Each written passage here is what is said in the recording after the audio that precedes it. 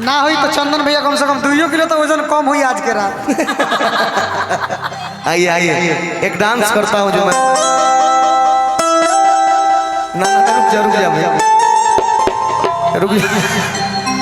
बिरहिया तने बजाओ तो भाई बिरहा बिरहा बिरहिया तने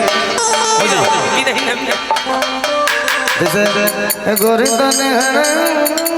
प्यार वाला बात करे दो। आइए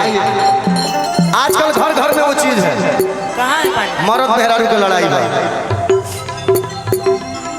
अब तुम मारना चाहता नहीं होगा लेकिन झगड़ा में पति अपने पत्नी पे हाथ उठा देता है तो मेहरारू चल जाती है नहीं है अपना माई से जाके कहती है कि मरले बात तो गलवा हो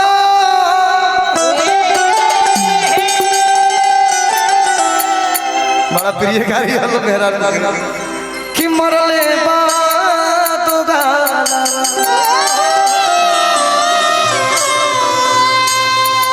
मरले काहे खातिर है उहे भोला रहले भोला 6 भके छागल खाली मंगला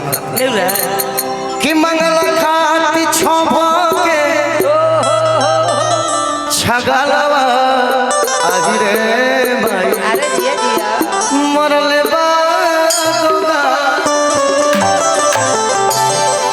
3 लोग आज इसमें